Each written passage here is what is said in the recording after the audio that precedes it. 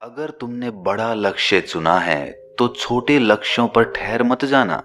छोटे लक्ष्य तुम्हें आनंद देंगे, एक अहंकार भी पैदा करेंगे और तुम्हारे मन को शांति भी मिलेगी कि मैंने कुछ पा लिया है।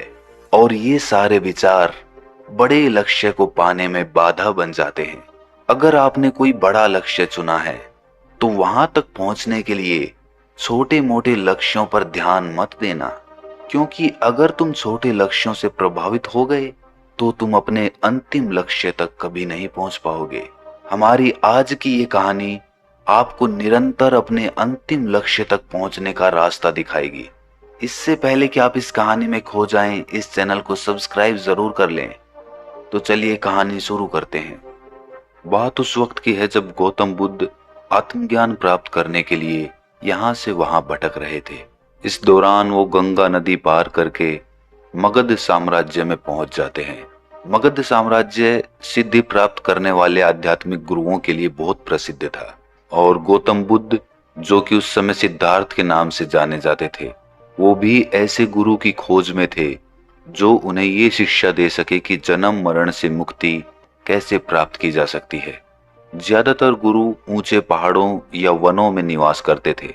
बिना थके सिद्धार्थ इन गुरुओं के आश्रम पूछते फिरते और उन तक पहुंच जाते, भले ही इसके लिए उन्हें कितनी भी मेहनत करनी पड़ती, कितनी ही घाटियों या पहाड़ों को पार करना होता, चाहे वर्षा हो या कड़ी धूप, वो उन्हें लगातार खोजते रहते। और इसी तरह महीने दर महीने बीतते चले गए। इसी दौरान सिद्धार्थ ऐसे साधुओं से भी मिले जो अन्न ग्रहण ना करके वनों के फलों और कंदमूल पर ही अपना जीवन निर्वाह करते थे। वो बहुत कठोर तपस्या करते थे।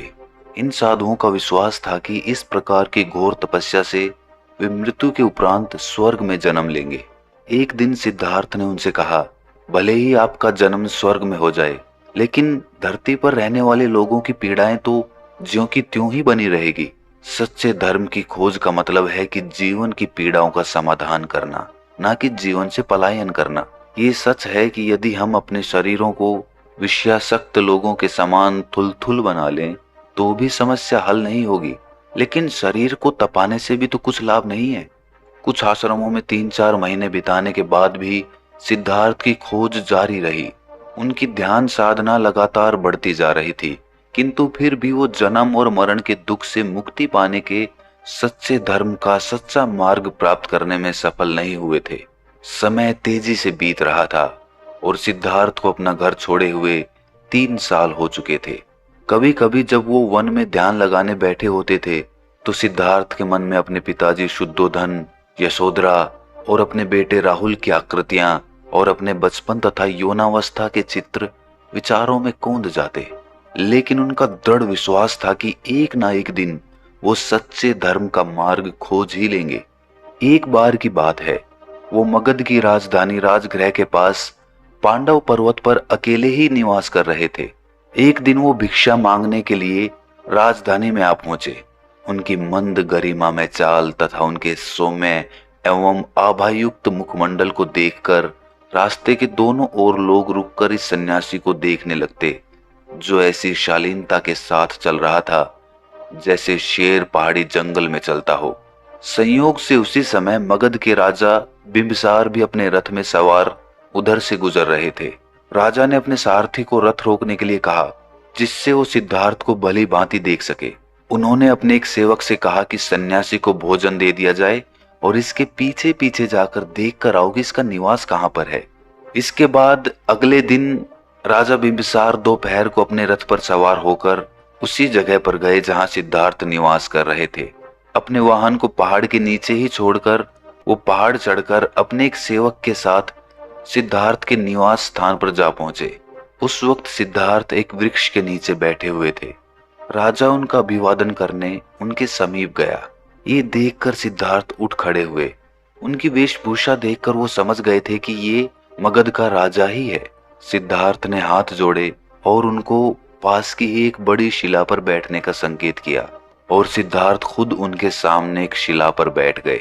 इस तरह का आचार व्यवहार देखकर राजा बिंबिसार बहुत प्रभावित हुए।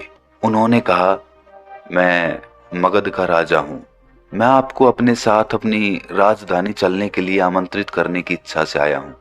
मेरी अभिलाषा है कि आप कुछ समय मेरे साथ बिताएं और मुझे अपनी शिक्षाओं तथा अपने ज्ञान से लाभान्वित करें।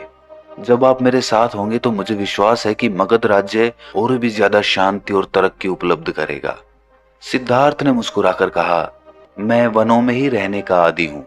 इस पर राजा कहता है कि ये तो बहुत ही कठोर जीवन है। यहाँ ना तो बिस्तर है, ना कोई सोने के लिए चारपाई है, और आपको सहायता करने वाला कोई सेवक भी नहीं है। यदि आप मेरे साथ चलना स्वीकार करें तो मैं आपको अपने महल में ही ठहराऊंगा। कृपया करके मुझे शिक्षा देने के लिए मेरे साथ राजधानी चलिए।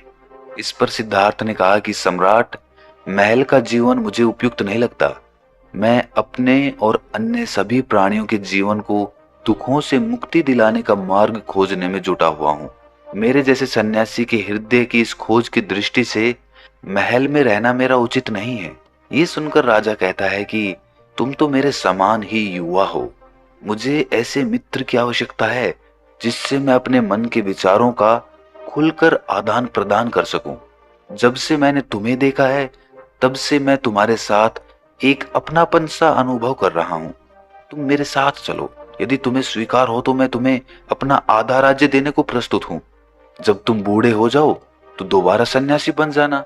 ये सुनकर सिद्धार्थ कहते हैं कि आपकी उदार हृदयता और संरक्षण के लिए मैं धन्यवाद करता हूँ, किंतु सच तो ये है कि मेरी एक ही इच्छा है कि ऐसा मार्ग खोज सकूं जिससे समस्त प्राणियों को दुखों से छुटकारा मिल सके। सम्राट, समय बहुत ही जल्दी बीतता है। युवावस्था की शक्ति और ऊर्जा का मैं अभी प्रयोग नहीं करूंगा तो बुढ़ापे के आने पर मुझे बहुत खेद होगा। जीवन इतना अनिश्चित है कि रोग और मृत्यु कभी भी दबोच सकते हैं। लोभ, क्रोध, घृणा, विषय शक्ति, ईर्ष्या और अहंकार की लपटों के कारण मेरे हृदय में आंतरिक अशांति व्याप्त है। जब सच्चे धर्म का मार्ग मुझे मिल जाएगा तो समस्त प्राणियों के कष्ट समाप्त होना संभव होगा। यदि आपके मन में मेरे प्रति सच्चे प्रेम की भावना है तो मुझे उस मार्ग पर चलने दें जिस पर मैं इतने समय से चलता आ रहा हूँ। सिद्धार्थ के इन वचनों से राजा बिंबिसार और भी ज्यादा प्रभावित हो गए। उन्होंने कहा कि आपकी दृढ़ और निश्चयपूर्ण बातें सुनकर मुझे तो बहुत प्रसन्नता हुई। हे प्रिय सन्यासी, अब क्या मैं आपसे ये पूछ सकता हूँ कि आप कहाँ से पधारे हैं और आपका वंश नाम क्या है? ये सुनकर सिद्धार्थ कहते हैं कि सम्राट, मैं शाक्य राज्य से आया हूँ।